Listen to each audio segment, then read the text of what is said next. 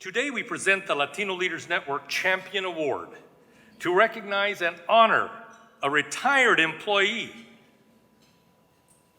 for outstanding sponsorship who substantially made a big difference with our organization. From 2008 to 2019, that's 11 years, Rynthia Rost served as Vice President of Public Affairs for Geico before retiring last year. She served as the link, the corporate link, responsible for our partnership that continues. Rynthia, please come forward.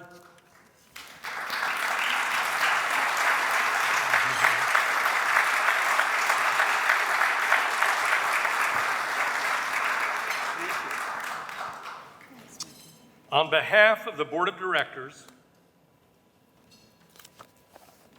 the Champion Award. On behalf of the Board of Directors, I present the Champion Award to Rynthia Rost for her outstanding contribution to bringing leaders together. Congratulations, Rynthia. Thank you.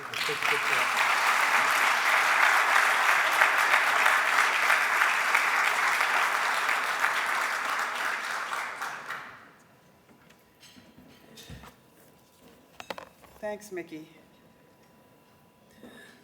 I'm a child of the 60s, and that invariably means that I was an observer of the civil rights movement taking place across the country in Black and brown communities.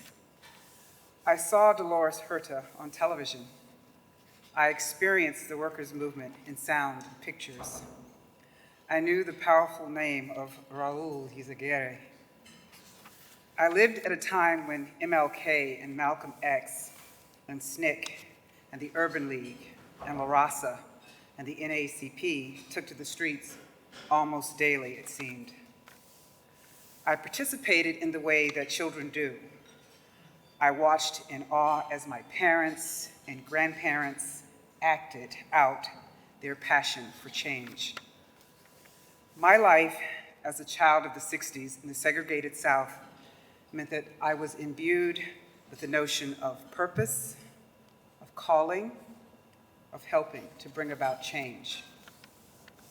I experienced wrongful taking of property and wrongful levy of fees and other financial wrongs against Black and brown people. I saw their labor taken for granted. Early on, I realized that lawyers were either for you or against you. And if you couldn't get one or get money to keep a lawyer on your side, you'd lose your land, your house, your business, your life. My grandfather, Willie S. Glover, worked for lawyers. He was a well-connected Black man, and people called him barrister. People would go to him when their son or daughter was in jail, when someone's property was levied against and likely to be taken. He'd go to his lawyers at the Bowen firm in Savannah, Georgia, and they'd fix it for his friends or family member. Mr. Glover was a tenor, choir director, employed by the WPA to preserve and promote sacred music. Trained at Fisk University, he had a voice that even President Roosevelt would call for at functions that came to town. My grandfather wasn't a lawyer. He was a champion of his people. He told me I would go to law school. I would learn to fight for justice and win. I would help people in need. I did what my grandfather told me to do. I learned the arcane language of lawyers. But more than that, I learned to network and connect like my grandfather. When I met Mickey, he was one of those people whose life work was connecting and helping people, especially people of color, ethnic minorities, and the dispossessed. Mickey helped me do my job at Geico. He introduced me to all that I needed to know, all the people I needed to know, all the communities I needed to be a part of. He was a championing fool, and he taught me to be the same way. He helped me fulfill my purpose, my calling, and my grandfather's ideals. If I am a champion, it's because of my grandfather and Mickey. Mickey allowed me to join his network of champions, the Latino Leaders Network, and I am forever grateful to him. I must take this moment to also say thank you to someone who flew all the way out west to be with me, and that is MacArthur Stevens. He's been on this journey with me at GEICO for 26 years, and he wanted to make sure that there was someone here from the company. Thank you, Matt.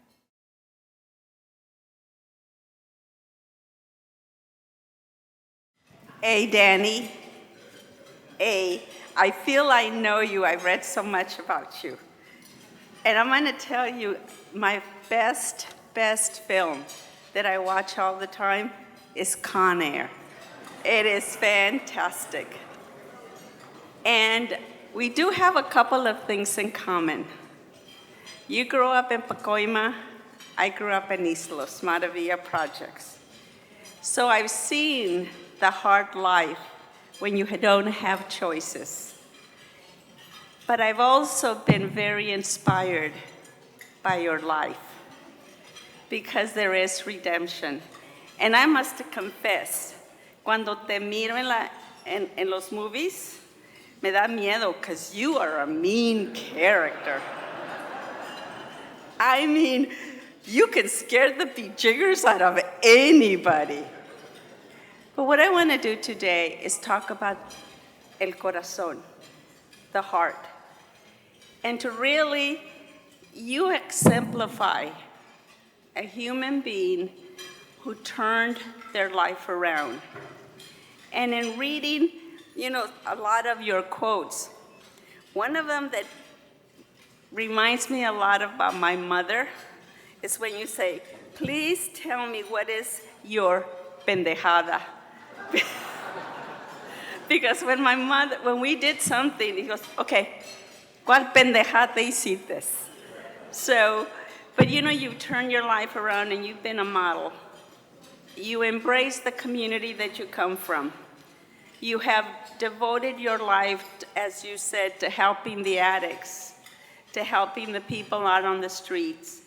You've been a successful actor, and you have given so much to the community. And Eric said a lot about what I was going to say, so I'm going to introduce you by quoting something you said, because I think it captures who you are and why you're getting this award. I didn't make a deal with God, because you can't make a deal with God. He put me here to talk to kids and to talk to drunks and to help addicts. He gave me this job, which makes it a lot easier to get through to people. Danny, you are a source of pride for our community, and it gives me great pride to introduce the next honoree. Vente pa' acá. Ándale.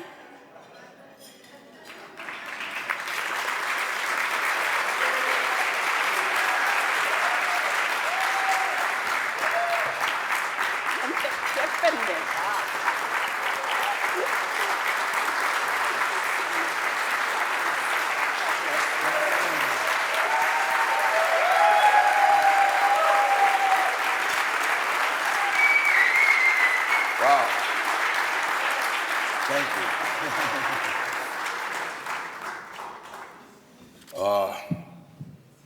Thank you so much. And I'm so honored, and I'm so humbled, and this is amazing. A leadership award, a leader award. I've never purposely ever tried to be any kind of leader. Unless it was like in San Quentin trying to be a shot caller. I'd like to be the leader, but it's just amazing. I want to thank Mickey and our mayor, who my pal, and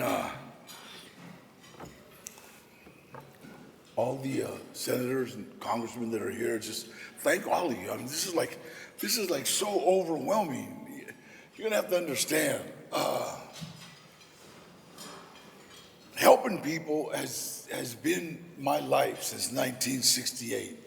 I made a deal with God in 1968. I said, if you let me die with dignity, I'll say your name every day, and I will do what I can for my fellow inmate. I was in prison. I never thought I was getting out. And God, being the comedian he is, he said, all right, let's give you a chance then. I got out of prison August 23rd, 1969. And one of the parole agents on the board, Mad Dog Madden, and that I think was his given name, he actually said, all right, Trejo, we're gonna give you a chance to spread your wings. Bring us back a life sentence. Because I only had a 15-year top. And he said, bring us back a life sentence.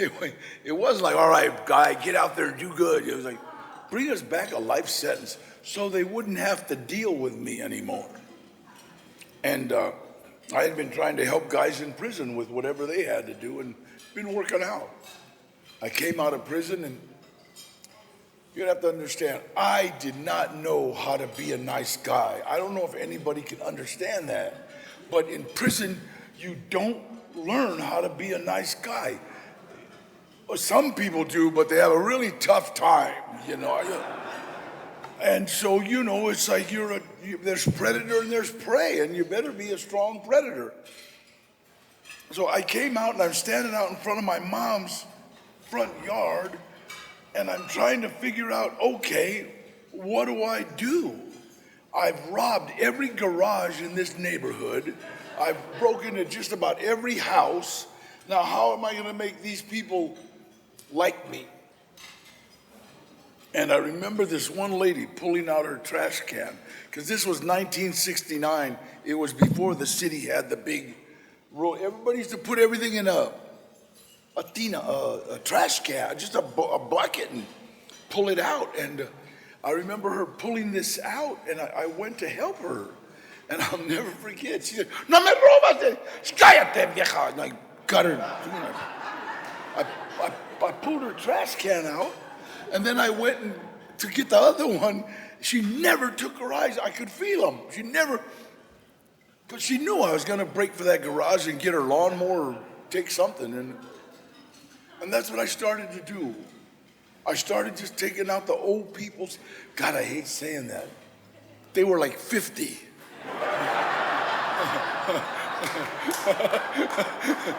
The old people, right? I started taking out the old people's trash, and that's all I did. That's the only way I knew how to try to pay back this neighborhood. And the first present I remember getting, I got home and there was a clothing bag, and I think it was J.C. Penney's, I don't know, but I said, Mom, what's that? You know that old viejo with a real bad arthritis? Because I remember, because he had to kick his cans. He couldn't pull them out. He couldn't grab them. He gave me a fake suede, double-breasted blazer.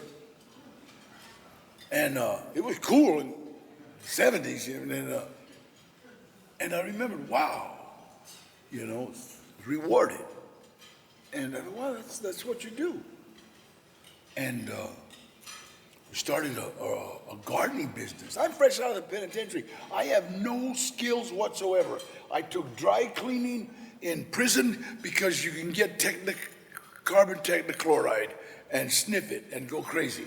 And that's the only thing I took dry cleaning. Gardening because you can get gas. It's like everything I did did for a purpose, Usually trouble. And I started a gardening business, me and a kid named Danny Levitoff. And I would send Danny Levitoff up to the door, nice white kid. And hi, can we mow your lawn? Sure, kid. And, okay, do you have a lawnmower? And we didn't have a lawnmower. We didn't have trash, but we had nothing. And that's what we do. If they had a lawnmower, well, then we would take it and go mow other lawns and then bring it back and mow their lawn. And we would do certain people that couldn't afford it just for free, just to do it. Because it's like, that's the way the good Lord wants us to live, is helping each other, no matter what. I don't care what. And people think it's so hard to help each other. Right now, you could go home, pull out some shirts in your closet and give them to some homeless people. So we do all the time, you know. I remember one Thanksgiving, I called up my daughter. I was, what are you doing? It was one of cold Thanksgiving. We're feeding the homeless, Dad. And my daughter. And I thought, oh, man. Thank you, Jesus. Thank you, Lord. And I says, you know what? Me and Mario just bought about $1,000 worth of thermal underwear. Can you use them? Yeah. And it was a real cold night. And I remember her saying, Dad, the thermals were the hit. You know, they were feeding the homeless. You know, everything good that has happened to me has happened as a direct result of helping someone else. That's the way it's supposed to be done. That's the way. That's the way. That's the deal I made with the good Lord. And you know what? Boy, has he kept his end of the bargain. And I sure keep mine. I say his name every day. I pray all the time. I'm one of them guys you see in the car, like, Mom, you think he's talking to himself. I'm praying. You know what I mean? That's why I love the masks. Really. I can sing hymns and nobody knows it. You know what I'm saying? And so, I've been doing this, you know, since 1969. Well, 68, really. And it's like such a good feeling. I've realized that the way to success is by helping others. That's all. Because success is measured, for me, it's when I go to sleep at night, how do I feel? You know, I feel great. And when I wake up in the morning, how do I feel? It's a brand new adventure. I feel great, rewarded. You know, career, I'm in the movies. You know, the only movie I was ever in was on the, you know, camera. Yeah, that's him. That guy right there. That was, other than that, it was, you know, and it was like, wow. Everything good that has happened to me has happened as a direct result of helping someone else. I'm helping a kid try to stay clean, and I show up on a movie set. What do? They ask me, hey, do you want to be in this movie? I says, what do I got to do? You want to be an extra? An extra what? Can you act like a convict?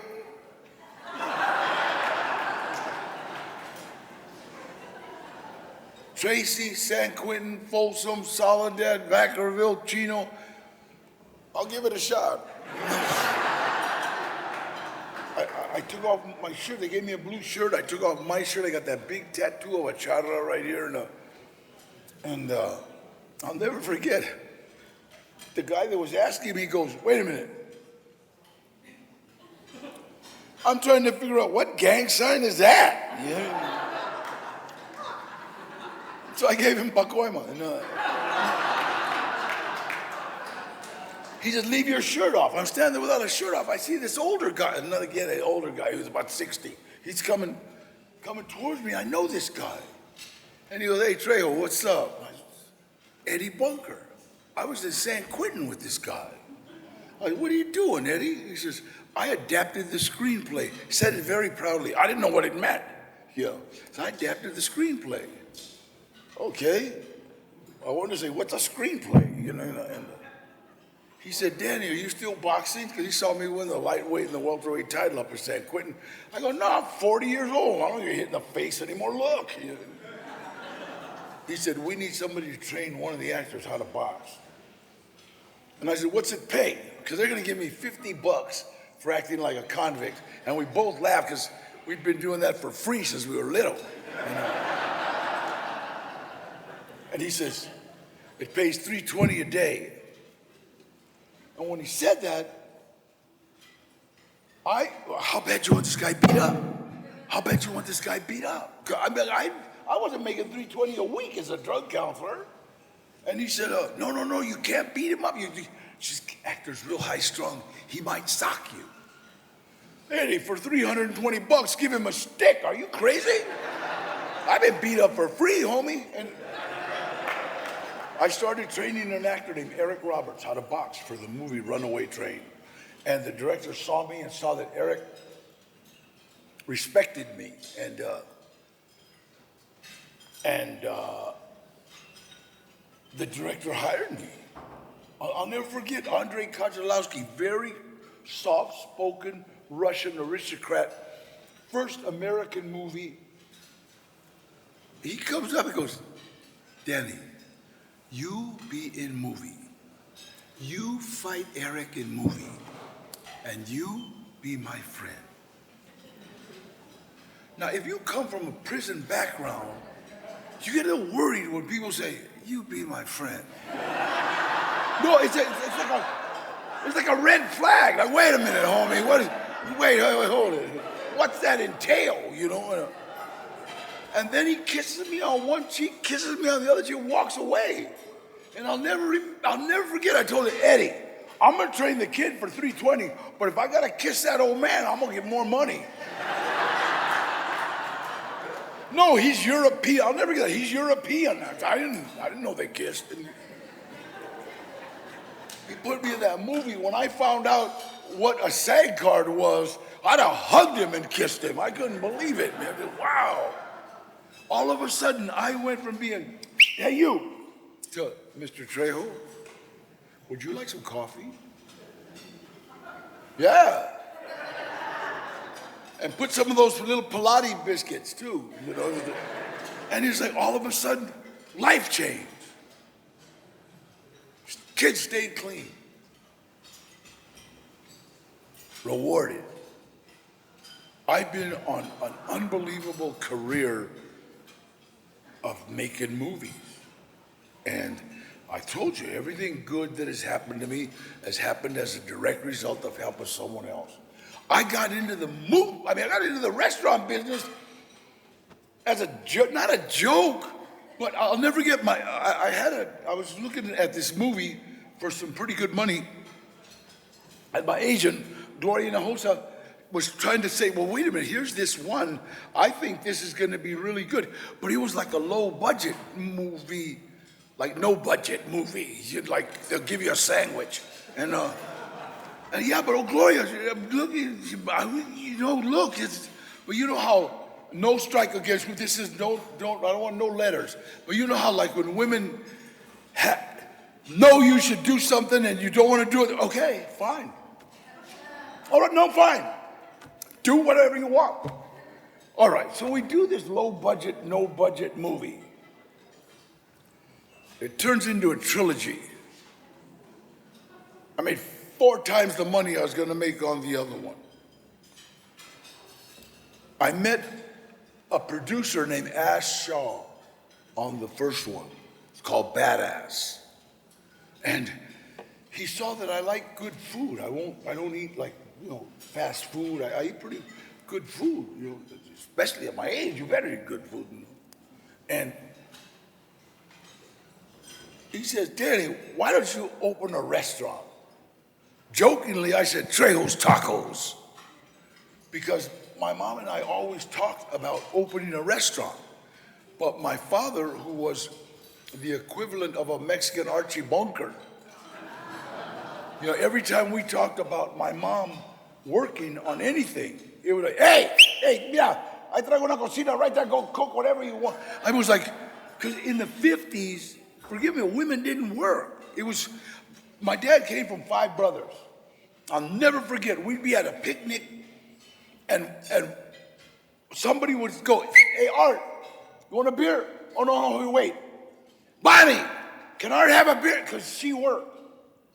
So it was like humiliating if your wife worked in that family. It's kind of a toxic masculinity, I think it might have been. But no, none of the women worked. They stayed home. They cleaned house. They washed dishes. They resented the hell out of everybody. But I'll never forget that. And I looked, they handed me a business plan. We did Badass, we did Badass 2, we did Badass on the Bayou, and then Ash gave me a business plan. I looked at it, it's about 20 pages, and I opened the first page and there was no killing. But here, I gave it to Gloria. I would not be in the restaurant business if that wouldn't happen. We got 4 restaurants in LA. One in Florida, one in Chicago, one in Redlands, California, and now one in Santa Monica. And it's...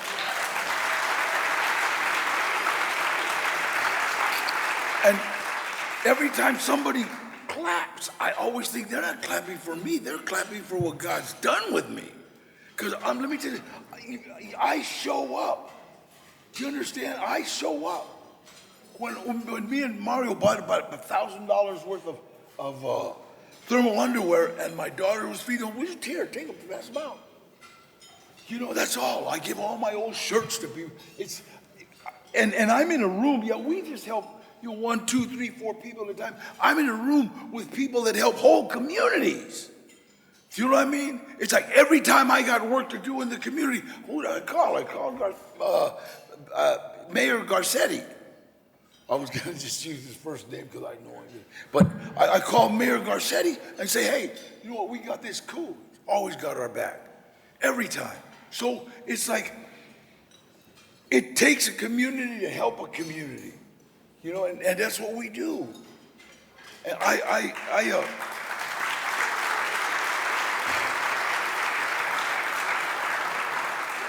yeah, I'm really proud to be like in with all the people that have come before me for this award.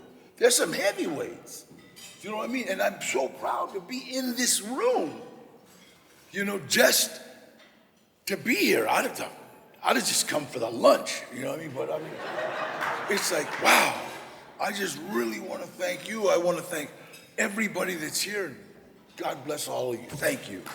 Drew.